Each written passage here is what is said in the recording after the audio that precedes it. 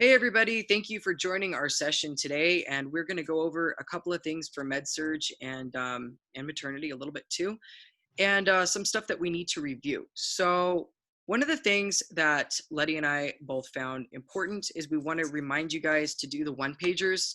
Boil everything you can down to a one-pager, which I did not get for myself, I got from an astronaut, so somebody way smarter than me. But what you want to do is boil down what you need to know. This is actually from fundamentals, ironically, but you want to boil it down, take the chapter, find the things that you know you need to know, put the page number there so you can review it, or if there's just some facts that you want to know, put that down there. If you've got details, try to organize it as simply as you can so you can read it. Here is exactly what I did for lab values, so everyone can see. I actually had to put it on the back too, but I put them all back to back like that for those of you who can see it. That way you can look at all of it at once and have an easy time differentiating between, like, say, sodium, potassium, calcium, magnesium, and you get to kind of get like a grasp of all of it all at one time. You can hold the whole thing in your hand. So you're like, hey, look, that's all I got to memorize. It's not so bad. You know, it's all consolidated. So that's a bit helpful. So remember to do that. One of the things that Lety and I were talking about a lot is that the Hoffman-Sullivan book, which we were just talking about, is missing some stuff specifically. So what you're going to want to do is definitely, potentially, invest in this book right here for all of you who are curious. It's Doenge's Nursing Care Plans. The ISBN is 978-0-8036-6086-1. This specific book, I was going over stuff with my mom, who is a registered nurse, who's an ER registered nurse, and she's done it for 8 years. So anyways, we were going over things that we needed to know, and stuff that was missing out of that book was found here, because this book doesn't just go over, let me see if I can find something for you that might make it a little bit more clear. Let me get to cardiac. So in the very beginning of the book, it goes over index of diseases and disorders. And you're going to hit cardiac dysrhythmias. Let's just start with that, 85 and 86, okay? So you go to page, sorry, it's a lot of flipping, 85. And you're going to get, right away, the pathophysiology, okay? Like, I don't know if you can kind of see it. It's starts at the bottom on this page, so it starts there. Pathophysiology goes through all the different things that can cause it. Classification, so different types of arrhythmias, common dysrhythmias, tachycardias, and it goes through all the different ones, bradycardias, all the different ones. So you're getting basically the layout of everything. Then it's going to go into other types of dysrhythmias, on, a glossary, and care settings, related concerns, and where to find them on what pages. Then it's going to go into client assessment database, diagnostic division may report, and then it gets, you can see all that kind of stuff there. So you have like different types of lab values and different things like that to look out for, diagnostic stuff that you might need to do, electrocardiogram, Holter monitor, on it goes. And then it starts, after that, it goes into nursing priorities and discharge goals. And then it starts going into the actual stuff, which would be nursing diagnoses. Then it goes into, on, like you can see, it's kind of hard. It's like, that's how big it is, guys. It's really great. Actions and interventions over here. And it'll tell you if it's passive or active or collaborative. And that's a really big deal. And it'll also give you your rationales. And it goes into all the different kinds for each one, and on the list goes. So it's really, really helpful, and stuff that you cannot find. And honestly, I forgot to say this to you, Lety, but we went and dug around through Karch's pharmacology as well, and the information wasn't there. It could only be found in this care plan book. So that care plan book is really important. It really helps consolidate all the data that you're going to really need to know. So you might want to invest in it. I know it's a pain in the butt. I know it's another book, yay, but at least you're going to have that information there versus maybe not have it. So yeah, definitely take a look at that book. For stuff that's missing out of other things, you're probably going to find it there, which will be helpful because we couldn't find it in any of the other books that we bought that the school recommended. So that's pretty much all that I have to say to you guys. I know Lety has some stuff that she would like to share, so I'm going to throw the floor over to her now. Hi guys. So I've been reading some of the chapters that we have to know like for Med-Surg and stuff. And as I'm reading the chapters, like I already did renal and I did some cardiac and stuff like that. And I'm just like I wanted to point some things out that I kind of noticed that keep coming up, like the like stuff that we learned in fundamentals. I kind of made like a short list. So I'm going to go ahead and share my screen. For sure. Thank you. Let's see. Can you see that? Yes. Okay, so for urinary, it brings up medications that change the color of the urine. F and E is like a big thing that keeps coming up in the text. So like if you end up reading Med-Surg, the chapters later on and stuff, you're going to see a lot of stuff on electrolytes, potassium, calcium, phosphate, and stuff like that. And then I would also know like focused assessments. So if you guys remember, we received a worksheet that had all the focus assessments that we had to know like for each of the systems. Oh, that's right. I completely Yeah. forgot. So you could take those and just kind of like if you want to like put them on flashcards and then take them with you to hospitals. I don't know what clinicals are going to be like for Med-Surg, but I think it could help you with the focus assessments you have to do, and then you could do something like for physical assessment because we are going to be tested on this twice. So maybe you could get like ahead of the game and start practicing your physical assessments maybe 1 or 2 weeks before school starts. Yeah. Knowing the normal vital signs for all of the ages, knowing the INO, knowing insulin. Insulin is going to be one that we have to know for the diabetes.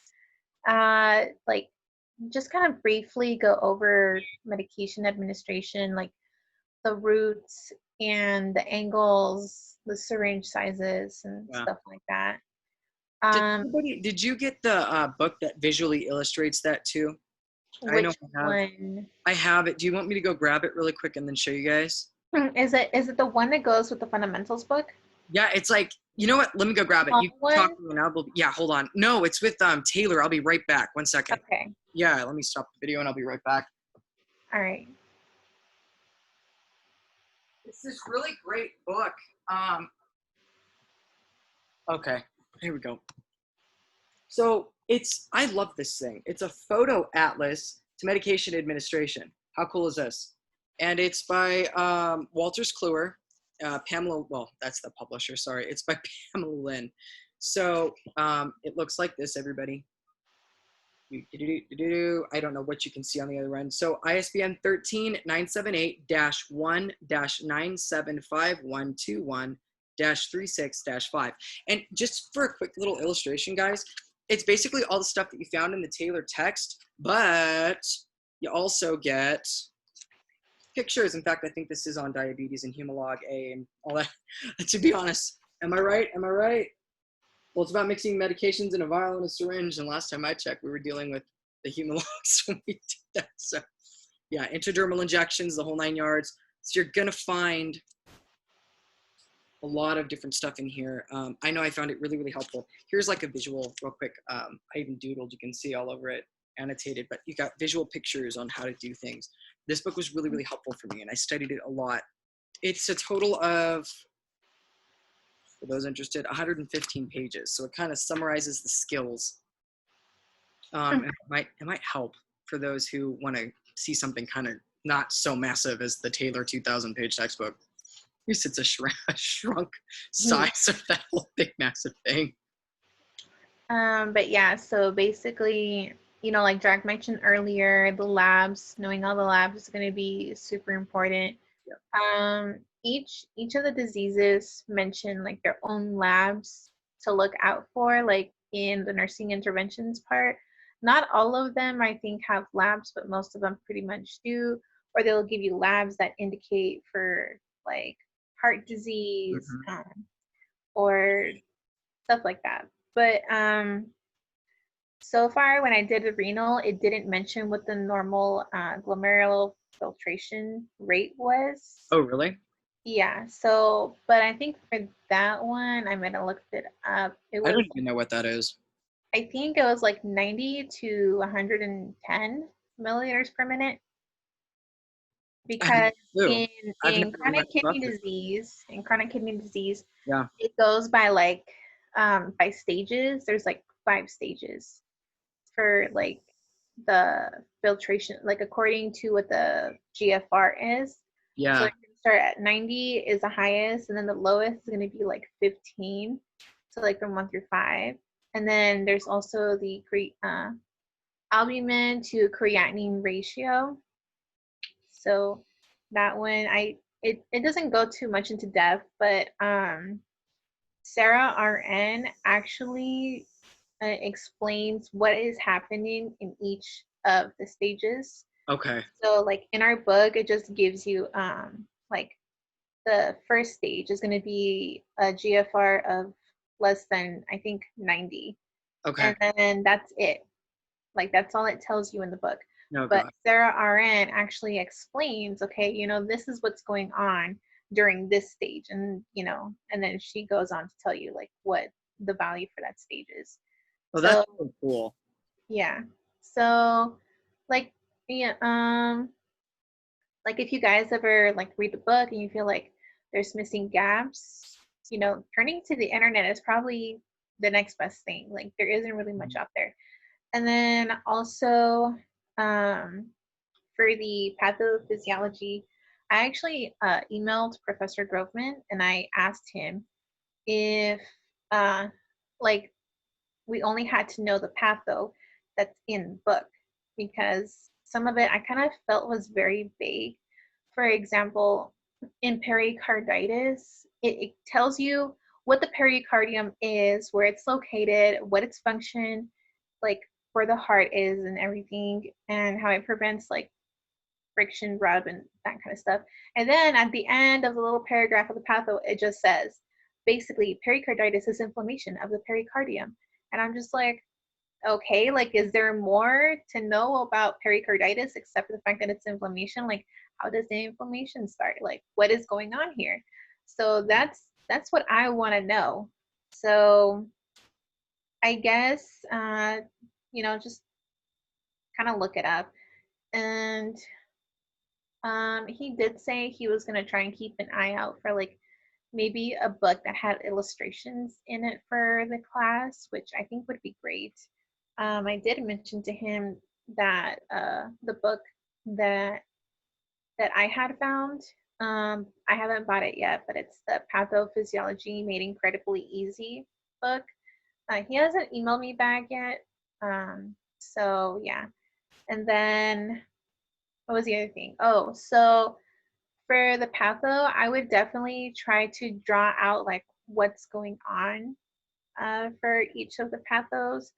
For example, like polycystic kidney disease, you can draw like little kidneys, and then like maybe draw like a cyst in there, maybe draw like a space that was left behind by the cyst and stuff like that. Pyelonephritis, you can draw like bacteria going from the urethra up to the bladder, through the ureters to the renal pelvis, to the parenchyma and stuff like that. So that's basically what pyelonephritis is. So you can just draw like little arrows going up and saying, this is what happens. And that was suggested by Professor Groveman, right? He wanted us to draw the pathophysiology. Actually, I told him that was like one thing that helped me, but he said definitely illustrations do help with the pathophysiology. So, Oh, yeah. So he just kind of repeated what I had told him. Like, oh, well, that's really neat. And yeah, what Lety's saying is educational goals. That's exactly what you should do. The more learning modalities you tap into, whether you're doodling it, I don't care if you draw stick figures, whether you're drawing a stick figure or you're copying and writing or reading or watching or listening, the more senses that you use, the more of your 5 senses that you use, or speaking or teaching, the more that you're going to learn. So definitely take that advice. Great advice. Thank you. Yeah. And yeah, so I just wanted to tell you guys some things that I noticed in chapters 30 and 31. Like atherosclerosis comes up a lot. Yes. So just look into that. Platypus Rex. It's a problem. It's everywhere. Oh, Lord, all my fatty foods are going to be the death of me, literally and figuratively. Oh my goodness.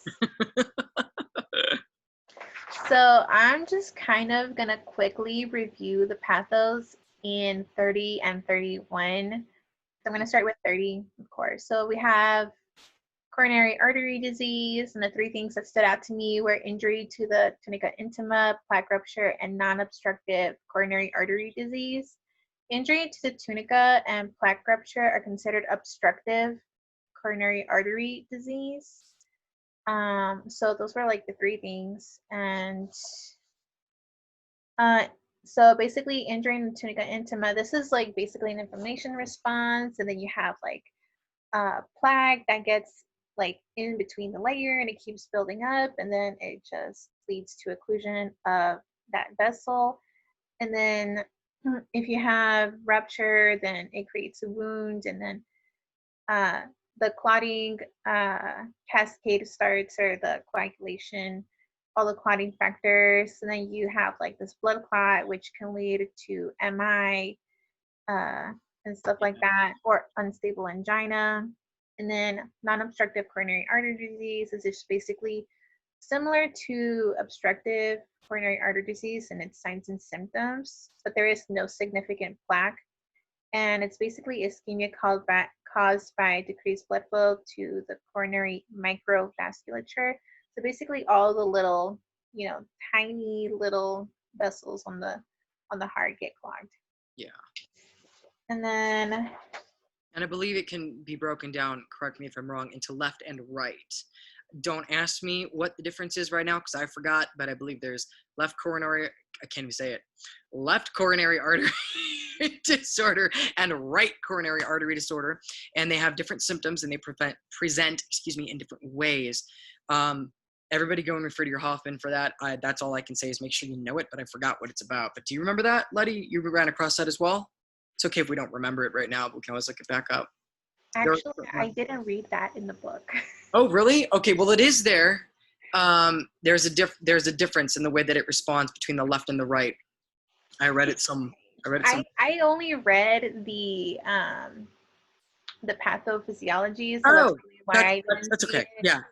Yep. No. The only reason I brought it up was because it kind of surprised me at first. I was like, wait. And I was like, oh, I guess that makes a lot of sense when you really think about it. But sorry, I can't be more help. My brain is gone. But I know that we do need to know that. So I'm going to have to go review it myself. But there is a difference between left and right coronary artery disorder of the heart, the way they respond when those left and right vessels get clogged. Okay. Yeah. I'll have to look into that. Me too. I'm going to have to go review it since I clearly forgot. And then we have infective endocarditis. This is basically just like an infection where it's like damage to the inside of the heart caused by turbulent blood flow. And then what happens, of course, if you have damage anywhere inside the body, like the body wants to patch it up, and then microorganisms are introduced into your bloodstream, like through invasive procedures, maybe dental, whatever, however these organisms get in, and then the bacteria gets in your bloodstream, and then it goes into that site where you had the damage caused by the turbulent blood flow, and the bacteria, the fungi, or the, parasites or whatever the heck yeah, in there. they stuck in there microbe. The list goes on. they go in there and then they start growing, and then when they start growing and then pop, like, I guess multiply basically and make their own little colonies in there, it's called vegetation. So that's basically what infective endocarditis is. It's an infection of the endocardium. Yes. And then we have myocarditis. And this is mostly caused by viruses. So the primary damage is caused by the virus. Secondary damage is caused by your own immune system. Mhm. So let's see. And I believe it does happen to mostly, correct me if I'm wrong, people who are young adults, people who do sports and stuff too. Am I right about that? I thought I read something like that. I could be wrong. I didn't read that part. That, okay, maybe that was in the different section too. Sorry. I was like diagramming out like this one happens here, this one happens here, and yeah, sorry. Look that up too, guys. And then, like I said earlier, this is one that bugged me, pericarditis. Basically an inflammation of the pericardium. And then what happens with this one? You have increased friction rub. So the heart is rubbing up against this pericardium, and then, you know. So that's all the book said on that. And I'm a little irritated about it because I want to know a little bit more. Y'all. Done it. Okay, that is where you're gonna get the rest of it right there. I hope. And then Dr. Google, as we always refer to. Yes. Dr. Google will have a .gov somewhere that you can go find something accurate, or like we said, YouTube. And Sarah, or like Lety said, Lety remembers YouTube more than I ever do. Oh, one thing I do want to say, sorry, I forgot to mention this. Oh crap, I don't remember his name, but our Professor Snyder had us look at videos, and it was done by this one doctor guy. That's great, this one doctor guy. Anyways, but he did doodles, okay, of everything, and he like drew the stuff out as it was like going on and what it meant and how it all diagrammed out. So look for that because it is there if you're looking for like pictures and diagrams.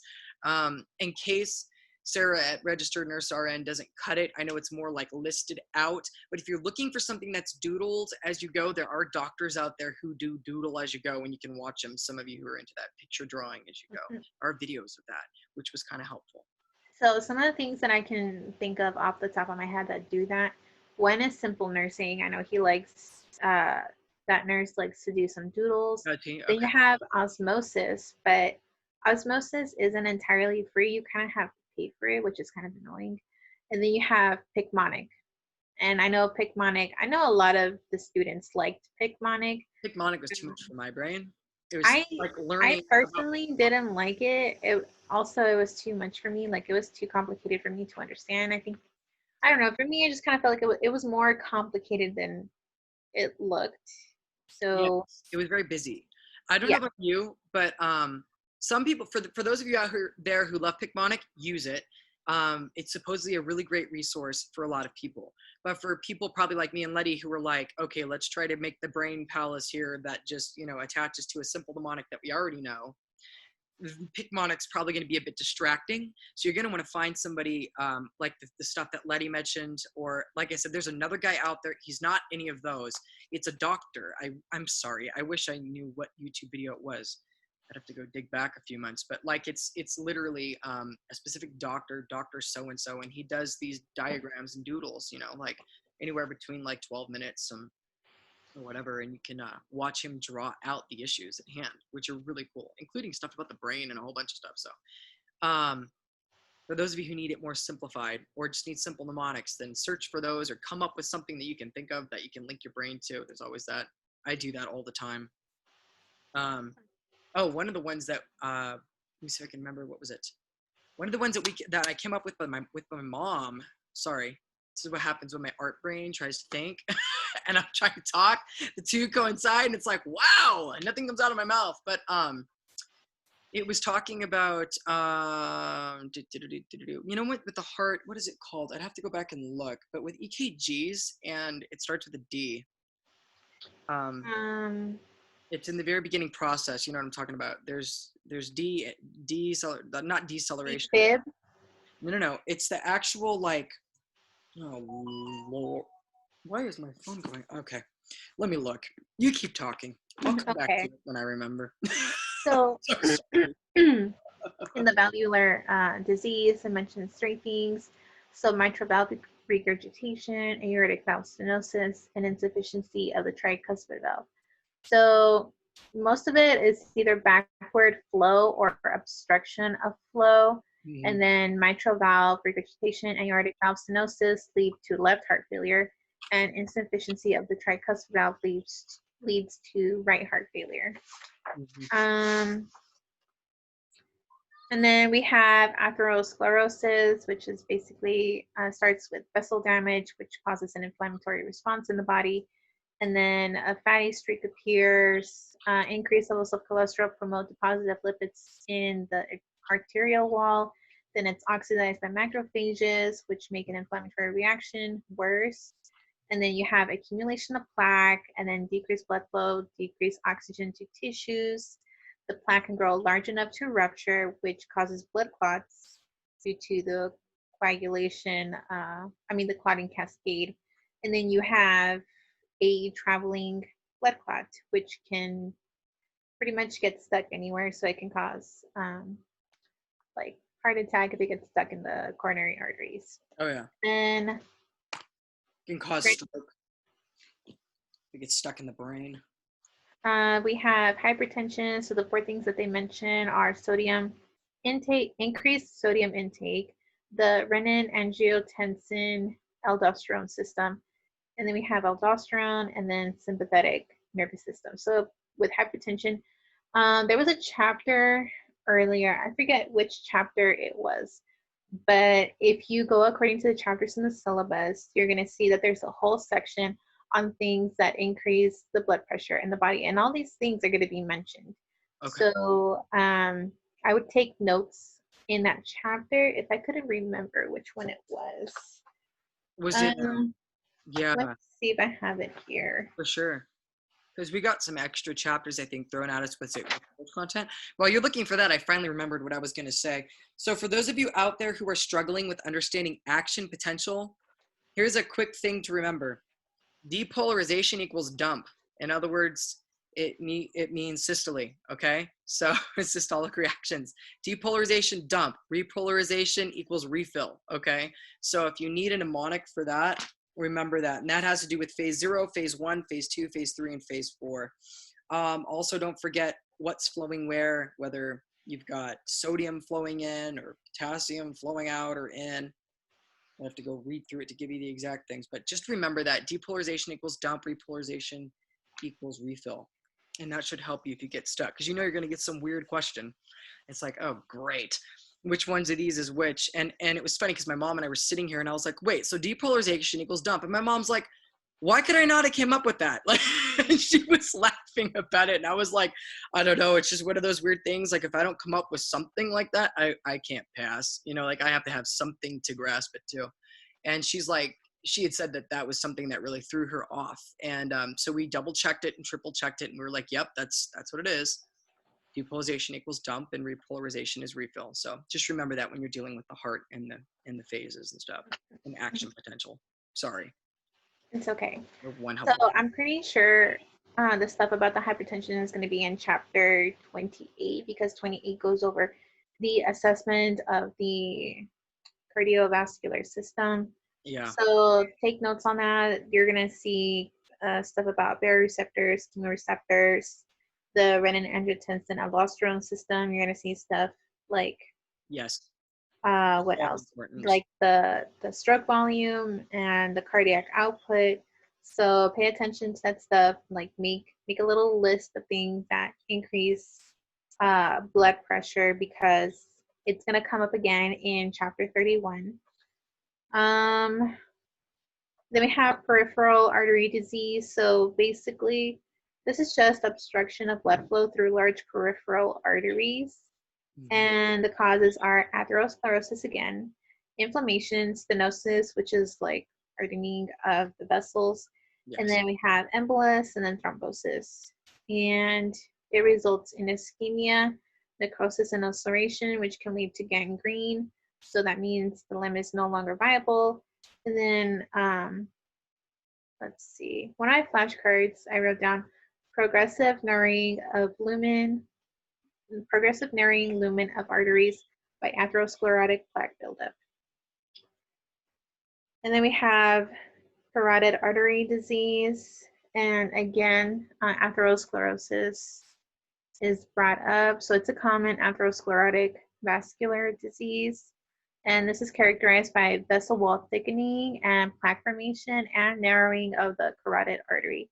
So I don't really know how to like illustrate this, but basically I kind of drew it right here. Like pretend this is like your common carotid artery and it splits into two, right? Into the internal and the external. So right before it splits, like at the Y, so like this is where it splits, right here in this part, you're gonna have low flow velocity and low shear stress in that area, like it's called a carotid bifurcation.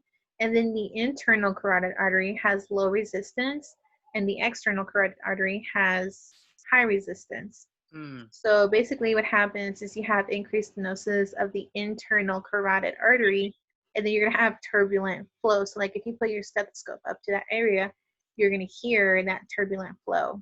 Which they call a bruit, correct? Just to be specific? Yeah. Okay, perfect. Yes. Thank you for specifying. I completely missed that understanding about the internal and the external when I read that. Thank you. Sorry. No, I'm grateful you had something to say about that because I missed that part.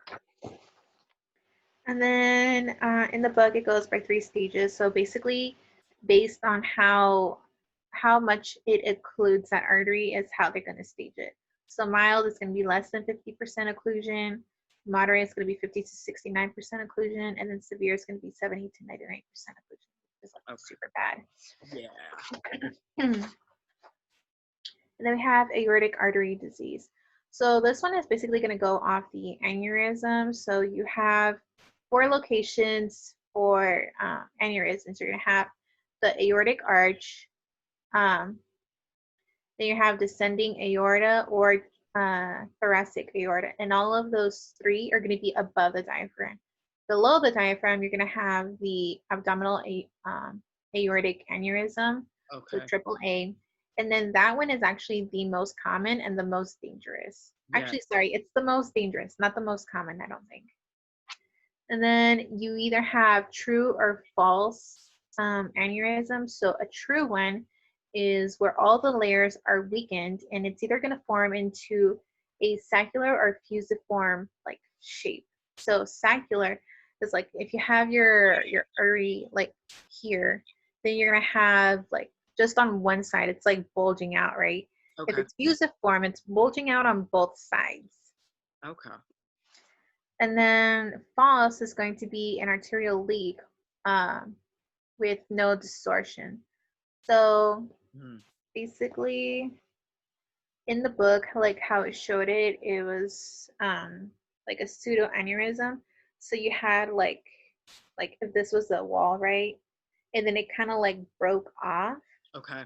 But it didn't like completely rip. So like if there was, I don't really know how to do this. So, like if this was the wall that was like ripped and then it had something out here. Okay. So this would be broken, but the outer part wouldn't. It would still be kind of contained. It would have kind of like a fusiform shape, but on one side only. That makes sense. And then let's see.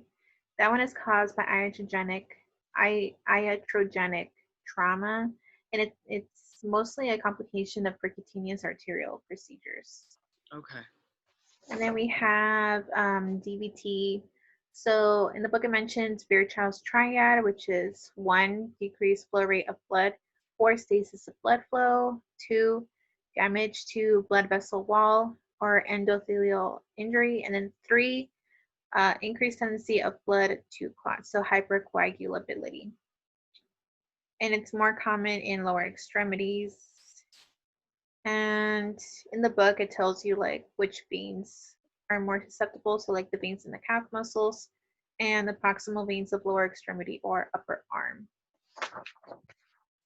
And I have 2 more. Sure. So this, oh wait, I already did that one. Sorry, 1 more. That's okay. The biggest one, I feel like this one's the more complicated one. So it's going to be heart failure. Yeah.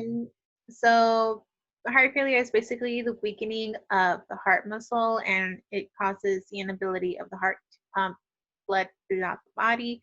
So then the compensation is going to occur when we have a decreased stroke volume and decreased cardiac output. So the first one is going to be a sympathetic compensatory response, sorry. So you're going to have epinephrine and norepinephrine being released in the body, and that's going to increase your heart rate. It's going to increase contractility and increase vasoconstriction, which ultimately leads to increased cardiac output. Now, short term, this is actually good because we want the blood to get to the rest of the body and the tissues and everything. Long term, this is actually really bad because now we're increasing cardiac workload and cardiac oxygen consumption because now the heart is working too hard for a very long time, and that's not good. So you can actually have enlargement of the heart due to this. The second one has two subcategories. So the second one is the neurohormonal compensatory action, and you're going to have activation of the renin-angiotensin-aldosterone system and release of natriuretic peptides.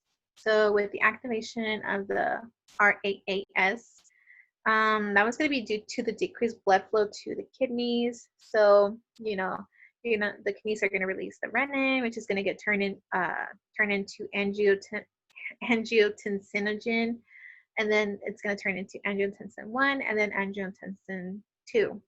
Yeah. And this is going to cause peripheral vasoconstriction. So then we're going to have an increase of blood pressure and venous return.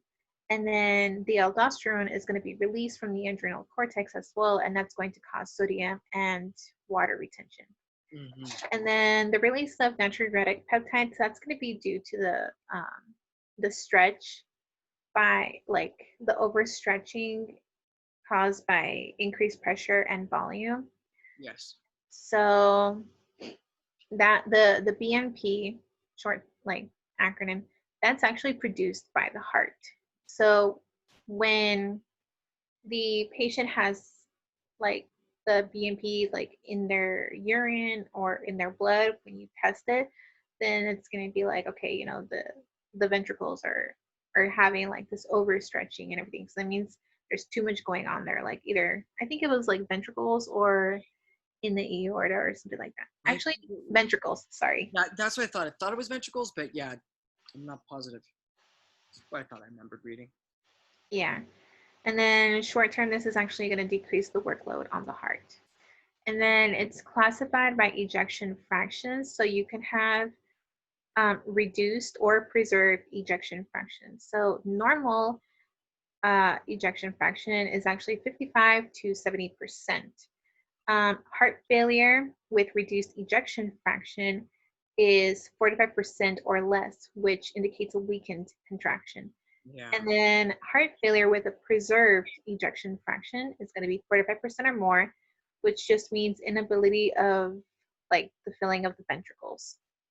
And then it goes into left and right heart failure. If you have both, it's called biventricular heart failure. And then some of you have heard of CHF, congestive heart failure. That basically just means that you have fluid in the lungs. That's what congestive heart failure is. So it's all this plus the fluid in the lungs. Fun and time. then the book has a table on what's left and what's right and its symptoms and everything. And that's pretty much it. With the heart failure, I'd have to specify if this is a correct drug to use, but when we're talking about angiotensin 1 and angiotensin 2, that's where ACE inhibitors also come in. Just for a quick little review on that. ACE inhibitors are kind of interesting. What do? They do a bunch of stuff, but I know that they're supposed to block, am I right, angiotensin 1 converting into angiotensin 2 and stuff like that. So that might be one of the types of drugs that we're supposed to be using. Yeah, because angiotensin 2 increases the blood pressure because the heart is weakened and is not getting, and it's creating that reduced cardiac output. So the body is making angiotensin 2 to increase that blood pressure, which is long-term is going to damage the heart. The ACE inhibitor, so angiotensin converting enzyme inhibitor, is actually going to block that angiotensin 2 from being reduced to further increase. So that's why it's an antihypertensive. So we want to decrease blood pressure. And it also causes vasodilation. High blood pressure can also be caused by vasoconstriction, which is weird.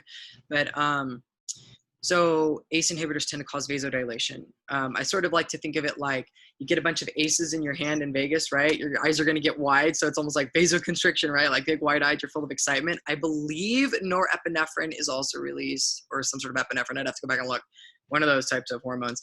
If you go back and look at the chart. But yeah, and it blocks anybody else from taking any of the chips on the table when you got all the aces in your hands, right? So it blocks it from anybody else taking that money. Second, only first. You're number one.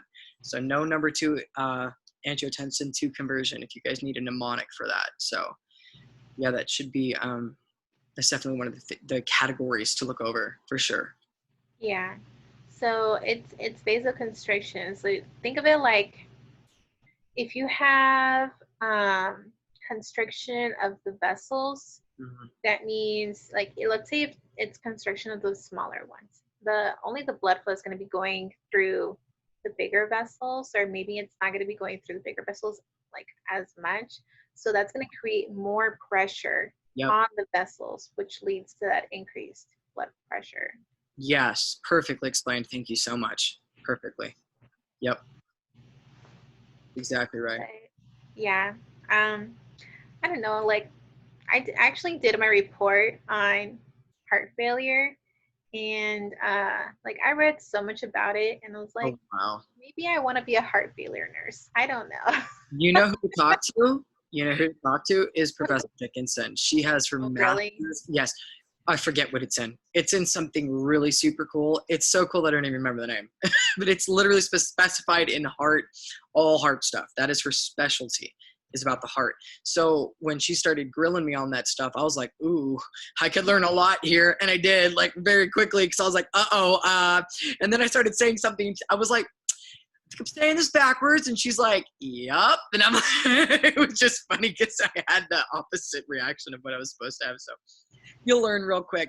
But she's the perfect person to talk to because she's got the extreme expertise in that department. She's got a master's in it. So yeah, and there's like, I don't know about you, but I feel like there's so many like fields in nursing that I'd want to get into. Like I want to get into peds, I want to get into Med-Surg, I want to get into the ER, I want to get into like heart failure patients, I want to do something in cardio. I don't know, there's like so much. No, I'm sorry. Like it's all really interesting to me. And then I also have a psych background. So like I was like, I wonder what that would be like. I know, right? It makes me, I think the two things that I want to get, which is dorky, well, there's three. I want to get the informatics, nursing informatics, which I swore I never want to get, and now I want to get it, which is lame. I'm like, wow, here I go, contradicting myself, but what are you going to do? So I know I'm going to be sitting there like, really, Jack? Really? After that big diatribe about who would ever want to go into this and tech? I'm like, yeah, now I'm going to go for that. But I was like, hey, look at that. That's an idea. But yeah, and then I want to do the nurse practitioner stuff. But I like the idea of doing family nurse practitioner, but also psychiatric. Yes. So I'm like, I kind of want to do both, which is, yeah. Like, well, I guess I could do one for my master's and one for my doctorate, right? DNP with like an extra additional license. Like I also now once we get like, there. my other goal, you know, like if I ever got to it, was going to be nurse practitioner. But now that I'm in the program and I'm like learning I feel like I'm learning a lot of cool stuff. And I've always liked tutoring, like when I was a little bit younger. And I don't know, like I thought about maybe being a nursing instructor or something. And I was asking Miss Jacobs, and she goes, to be like a nursing instructor, I guess, if you have an associate, you need 6 years of experience as a nurse before you can apply. I was like, this is very interesting. I didn't even think you could get in with like just an associate's. And then if you have a bachelor's, you only need 2 years of experience, which like someone told me, okay, so everybody knows, the Snyder said, learn how to be a nurse before you get your bachelor's, which I think is a very good idea because you're getting that experience. And then so basically, let's say that you apply to either ABC or Palmdale, right? And Yeah. then you get some experience there, and then you want to move to another hospital, like a better hospital, or maybe something that's more in your area. Like for me, definitely more in my area because I live in the San Fernando Valley, but I will drive out there. Totally fine with me. I'm done. I feel you. I'm so done. So I was like, my nearby hospital is actually Holy Cross, and that's off Rinaldi. And that's the nearest hospital to me. There's also the Olive View Hospital, which is a teaching hospital. And then there's also Kaiser, but you have to have, like, I guess, 2 years of experience to even apply there. Right, Kaiser can be a... So basically, I guess there are hospitals that will pay for your education Yes. or help you pay for your education to get your bachelor's.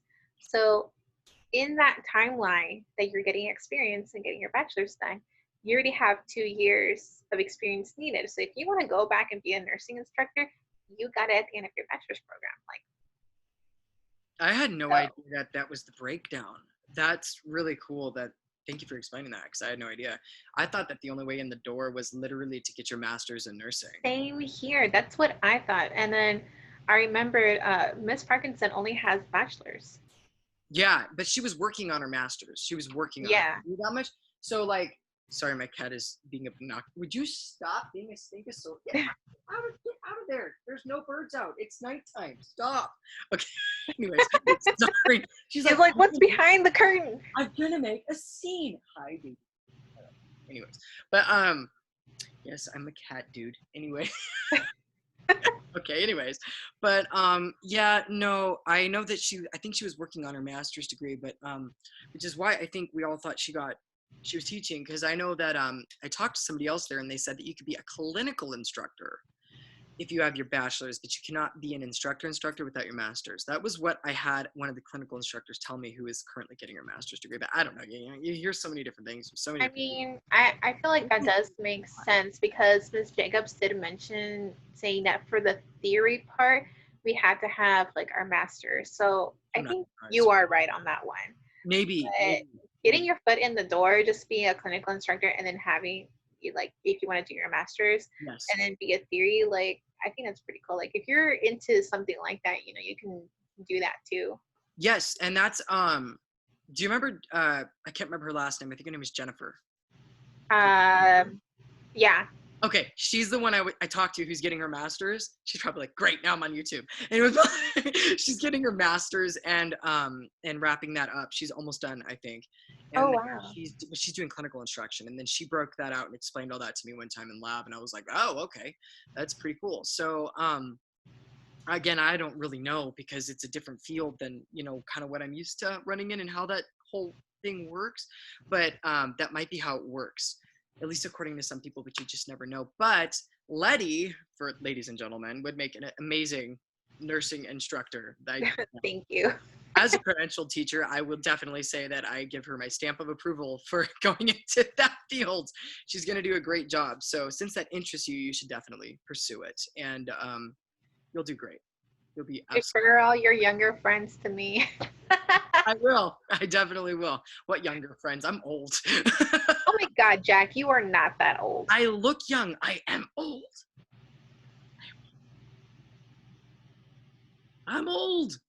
No, you are not. My mom's like, by the time you turn 50, you're going to look 30. I was like, thanks, Mom. Thanks. Like, you know what? Maybe I'll finally get That's a good thing. That's a good thing. Like, I think a couple years back, people thought that, like, I was a lot younger than I was. Yeah. Like, I'm actually 2 years away from being 30. So yeah. You look I very was like, I don't like that number. Like, I actually have a friend. I'm over 30.